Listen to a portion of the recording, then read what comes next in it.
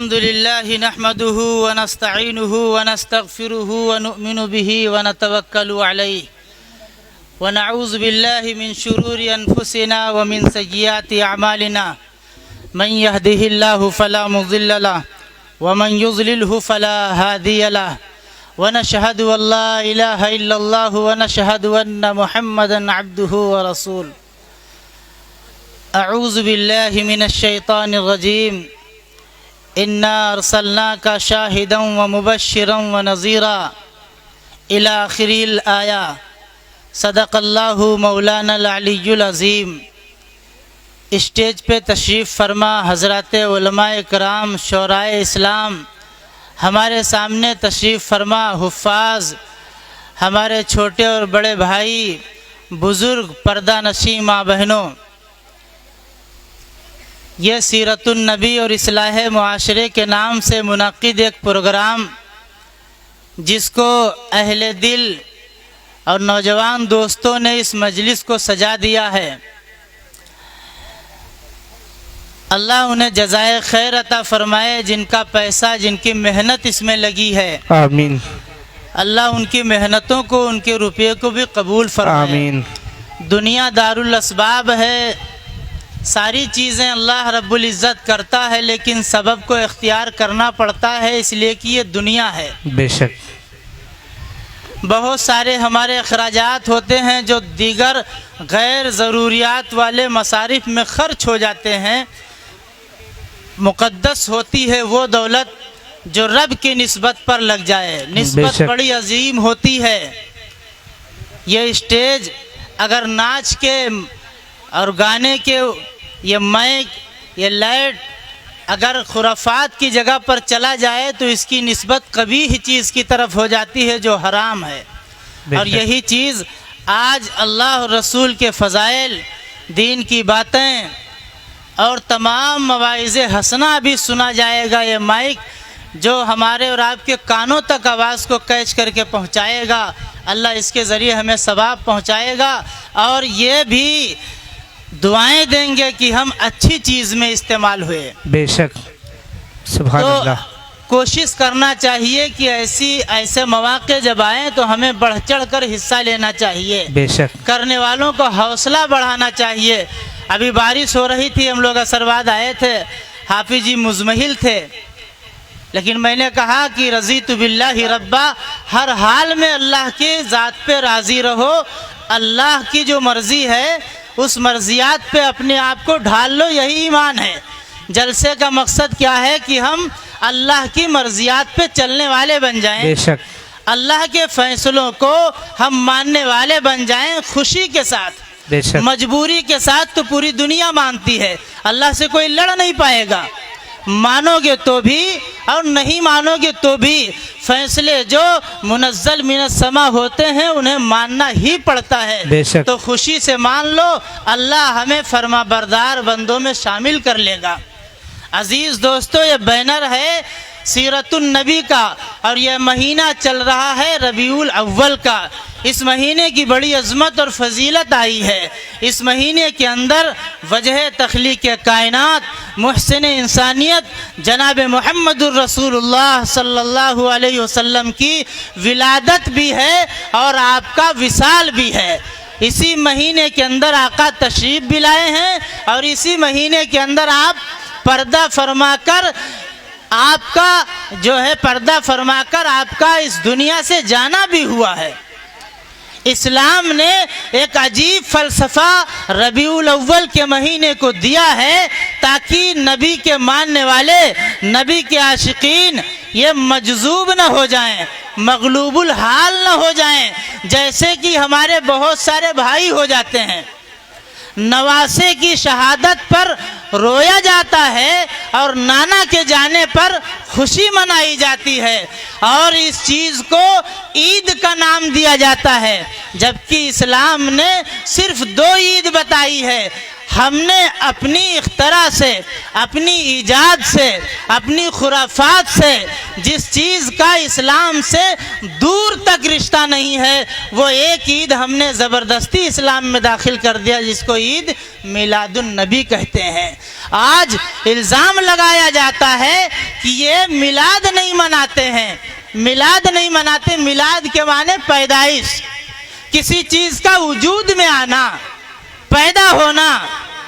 ہمارے ایک بزرگ نے مثال دے کر کہا کہ اگر کوئی ایک بندہ مسجد کے دروازے پہ کھڑے ہو کر اعلان کرنا شروع کر دے کہ یہ مسجد ہے، یہ مسجد ہے، یہ مسجد ہے، میں منوا کر دم لوں گا کہ یہ مسجد ہے، تو کوئی بندہ جا کر اس سے اگر پوچھ لے کہ بھائی کس نے انکار کیا ہے کہ یہ مسجد نہیں ہے؟ بے شک اس دنیا کے اندر کوئی مخلوق نہیں ہے، چرند ہو، پرند ہو، درندے ہو، چوپائے ہو، انسان ہو، جانور ہو، اس کائنات کے اندر جتنی سانس لینے والی مخلوق ہی نہیں بلکہ یہ جمادات، پیڑ پودے، زمین، آسمان، چاند، سورج، ستارے، یہ درخت، ساری چیزیں نبی پاک صلی اللہ علیہ وسلم کی پیدائش اور ان کے وجود کو مانتی ہیں کہ آپ دنیا میں آئے ہیں اور دنیا سے گئے ہیں۔ بے شک کون منکر ہے کہ نبی پیدا نہیں ہوئے؟ جیسے کوئی مسجد کا انکار نہیں کرتا ہے، یہ اینٹ پتھروں سے ایک مخصوص نقشے سے بنی ہوئی عمارت جس کو مسجد بول دیا جاتا ہے، تو بتانا یہ تھا کہ یہ مسجد ہے، مسجد کے حقوق یہ ہیں، اس میں یہ کام کیا جاتا ہے اور وہ کام نہیں کیا جاتا ہے۔ تو یہ میلاد جو نبی کا منایا جائے، صرف میلاد نہیں منایا جائے بلکہ آپ کا میلاد کیوں ہوا تھا، آپ کی بعثت کیوں ہوئی تھی، آپ کی تخلیق کیوں ہوئی تھی، آپ اس کائنات کے اندر کیوں مبعوث کیے گئے تھے، بتانا تو یہ تھا۔ اس لیے اس مہینے میں خوب محتاط رہنا چاہیے۔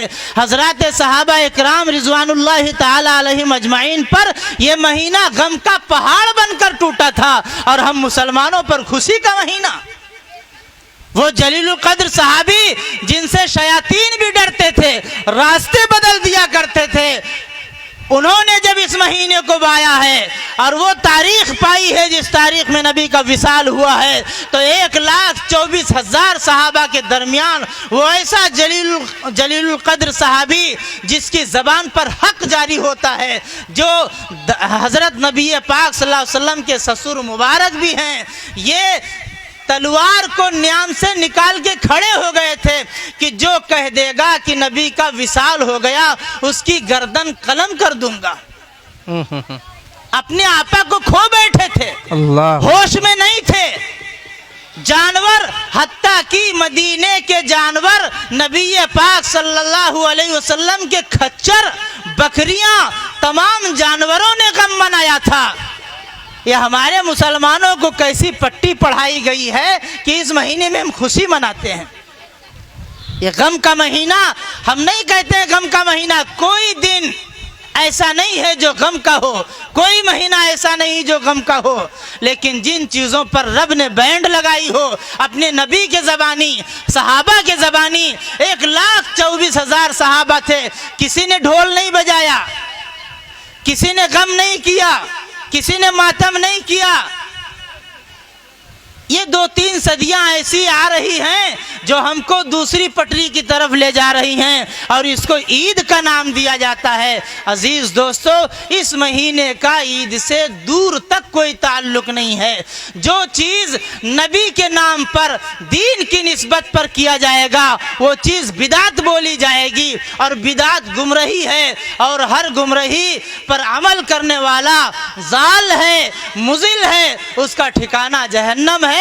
آقا علیہ السلام نے فرمایا، من احدث فی امرنا، جو دین کے معاملے میں، ہماری شریعت کے معاملے میں نئی چیز کو داخل کرے گا اور وہ چیز دین میں پہلے سے نہ ہو، فہو رد، تو مردود چیز ہے۔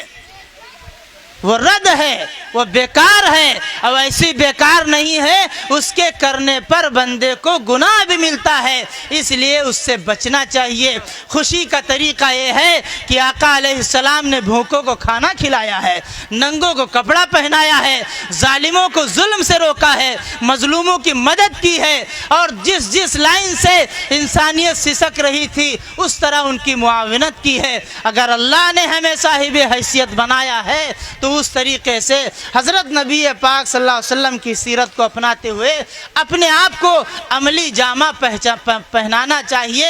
دوستو، باتیں بڑی لمبی ہو جائیں گی، لیکن حضرت مولانا امین صاحب جو ہم سب کے محبوب مقرر ہیں اور وہ لکھنؤ سے آ رہے ہیں، بالکل پہنچ چکے ہیں، قریب میں حضرت بتا رہے تھے 15 منٹ پہلے، تو میں ان کے درمیان حائل نہیں ہونا چاہتا تھا، حافظ جی نے بٹھا دیا تو چند باتیں عرض کر دیں۔ اللہ صرف ہمیں گفتار کا نہیں بلکہ کردار کا غازی بنائے، کہنے سننے سے زیادہ ہمیں اور آپ حضرات کو عمل کی توفیق دے۔ وما علینا الا البلاغ۔ ماشاء اللہ، جزاکم اللہ خیرہ۔ بہت مختصر سے وقت میں